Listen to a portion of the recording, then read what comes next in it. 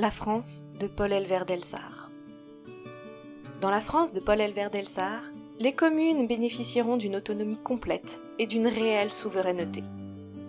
Le pays s'inscrira d'abord dans une économie sociale et solidaire, au seul profit d'un marché intérieur, ce qui implique la fin des exportations et des importations de produits. La dette étatique française sera auto-supprimée par une mise immédiate en défaut de paiement. Son non-remboursement permettra à l'État de supprimer de nombreuses recettes fiscales pour libérer très concrètement du pouvoir d'achat aux Français, comme par exemple la taxe sur la valeur ajoutée, les impôts, taxes et cotisations sociales des individus, les cotisations sociales patronales des micro-entrepreneurs, des petites entreprises agricoles, des associations sans but lucratif et des institutions. Une hausse importante de l'emploi répondra à une fin de la délocalisation des entreprises françaises. De nouveaux acteurs économiques verront le jour. Il s'agit des communes, qui auront désormais la possibilité de concurrencer le secteur privé afin de générer d'importants revenus. L'État facilitera grandement l'accès à l'entrepreneuriat individuel. En outre, chaque Français percevra une retraite universelle décente, au plus tard à l'âge de 60 ans, et ce, indépendamment des revenus qu'il aura générés au cours de sa vie. Le système éducatif sera totalement réformé, avec la mise en place d'un enseignement à la carte, et par une orientation certaine vers un apprentissage davantage expérientiel. Sur le plan écologique, la France subira une métamorphose en profondeur. Une végétalisation massive des territoires et des communes par la création de nouveaux écosystèmes forestiers alimentaires, et la pratique d'une agriculture biologique et naturelle, fortement respectueuse de l'environnement. Les nouvelles infrastructures, quant à elles, se verront façonnées à partir de matériaux organiques, à l'exception du bois, qui subsistera comme préservé. Les communes pourront acquérir des terres agricoles et distribuer gratuitement certaines de leurs productions aux populations les plus démunies. Le pays se séparera progressivement du nucléaire, dans l'application d'une politique beaucoup plus verte et territorialisée.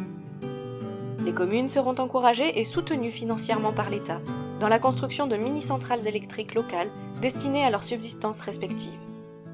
Les prix de l'électricité seront fortement réduits grâce à un rachat total d'EDF par l'État.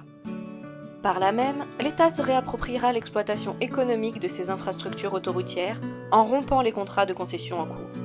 Cette France est semblable à un vaste chantier hautement participatif, générant de la cohésion nationale et modèle pour les autres nations. Les citoyens auront un droit de référendum pour participer aux réformes entreprises par l'État. De nombreux chantiers seront entrepris pour une mutation sociale, organisationnelle et culturelle du pays, et par le biais de la coopération d'autres pays du monde.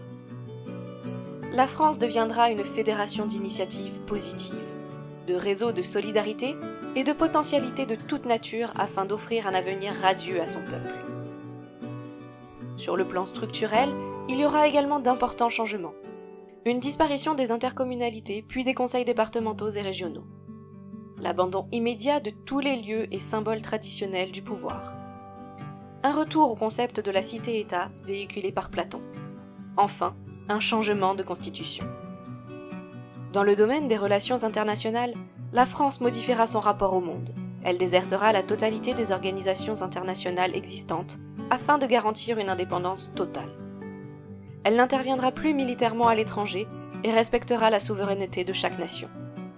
Les communes françaises intégreront une nouvelle confédération sociétale, l'Empire vert d'Orient et d'Occident, dont les fondements sont la souveraineté et l'autosuffisance de l'ensemble des acteurs qu'elle intègre. Cette confédération sera le résultat d'un programme international de libre-échange culturel et intellectuel. L'enjeu final sera la création de plusieurs unions politico-sociétales régionales, modifiant ainsi les règles établies de la géopolitique. Pour finir, cette France sera davantage spirituelle. Elle sera initiatrice et coordinatrice d'un nouveau mouvement culturel et scientifique à la portée internationale. Elle agira en tant que leader positif auprès des autres nations, sans volonté de domination ni sentiment de supériorité. Elle participera à leur développement et engendrera la paix internationale. La jeunesse y jouera un rôle clé, notamment dans le cadre d'événements de coopération transnationaux pour réhabiliter le monde.